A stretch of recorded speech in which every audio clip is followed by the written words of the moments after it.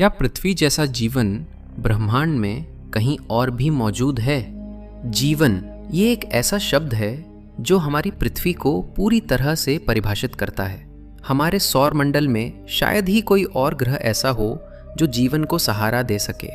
यही कारण है कि पृथ्वी और इस पर रहने वाले लोग ब्रह्मांड की सभी रचनाओं से अलग हैं।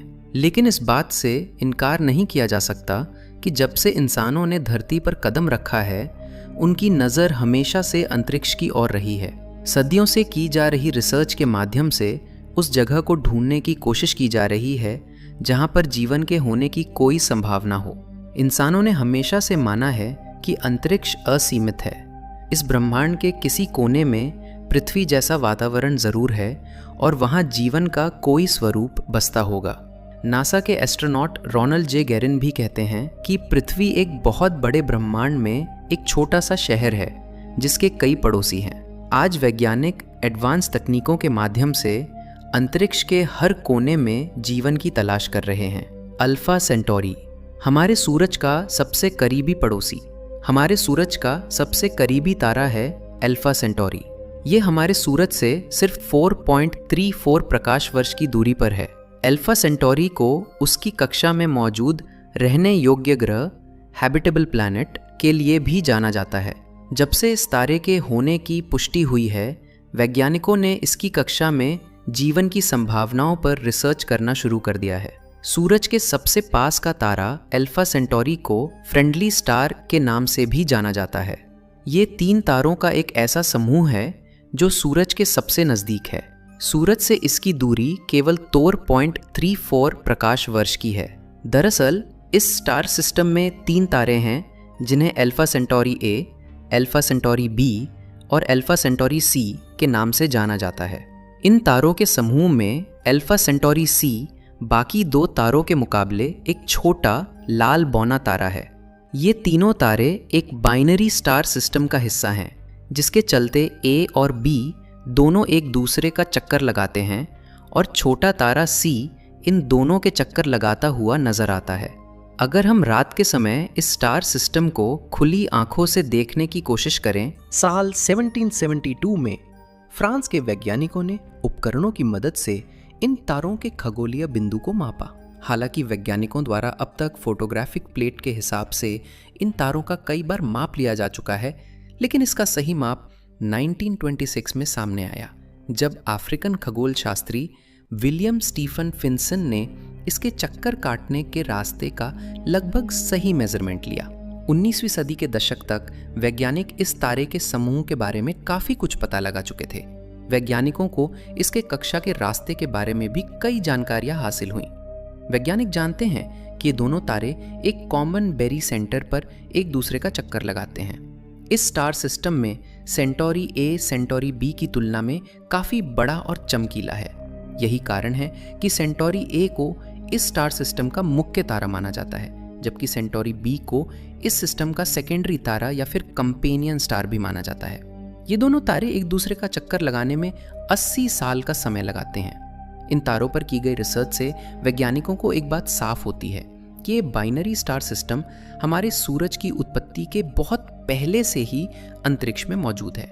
इनके करोड़ों साल पुराने होने के कारण वैज्ञानिकों का ये भी दावा है कि इस स्टार सिस्टम में हमारे अंतरिक्ष की उत्पत्ति से जुड़े कई रहस्य मिल सकते हैं। प्रॉक्सिमा सेंटोरी, जीवन की नई उम्मीद। बाइनरी समूह में मौजूद सेंटोरी सी के बारे में काफ़ी समय तक वैज्ञानिकों को कोई जानकारी नहीं थी। इसका कारण था कि यूरोप और अमेरिका से ये तारा दिखाई नहीं पड़ता था।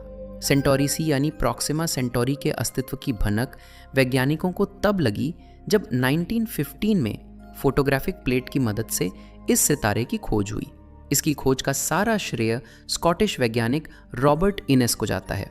Union observatory Johannesburg south Africa के डायरेक्टर रॉबर्ट इनेस ने इस तारे को तब खोज निकाला जब वो अल्फा सेंटोरी स्टार सिस्टम के प्रॉपर मोशन की स्टडी कर रहे थे।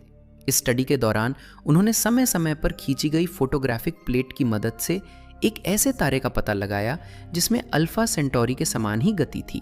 बाद में उन्होंने सुझाव दिया कि इसका नाम प्रॉक्सिमा सेंटोरी ही रखा जाना चाहिए। उनका मानना था कि ये तारा एक बौना तारा है। अल्फा सेंटोरी ए और बी की तुलना हमारे सूरज से अगर इन तारों का विश्लेषण कर इनकी तुलना हमारे सौर मंडल के सूरज से की जाए तो ये बात सामने आती है। अल्फा सेंटोरी ए का रेडियस सूरज से 22 गुना ज़्यादा है, वहीं सेंटोरी बी का रेडियस सूरज से 14% कम है। सेंटोरी ए का द्रव्यमान सूरज के द्रव्यमान से 1.1 गुना ज़्यादा है, वहीं बी का द्रव्यमान सूरज से 0.9 गुना कम है। हालांकि सेंटोरी ए और सेंटोरी बी दोनों चमकीले तारे हैं, लेकिन इनकी चमक एक दूसरे से काफ़ी अलग है। जहां सेंटोरी ए की चमक सूरज से 1.5 गुना ज़्यादा है, वहीं सेंटोरी बी की चमक सूरज के सामने फीकी पड़ती नज़र आती है। इस तारे की चमक सूरज से 0.45 गुना कम है। सेंटोरी ए का रोटेशन पीरियड जहां 22 दिन है, वहीं हमारे सूरज का रोटेशन पीरियड 25 दिन है। साथ ही साथ अगर सेंटोरी बी की बात की जाए तो इस तारे का रोटेशन पीरियड 37 दिन से लेकर 42 दिन हो सकता है।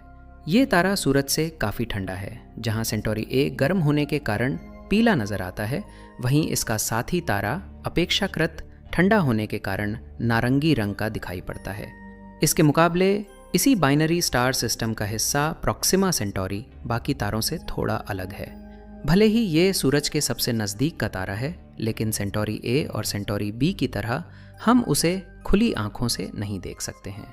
ये तारा अल्फा सेंटोरी ए और बी से लगभग 13,000 खगोलीय इकाई की दूरी पर है।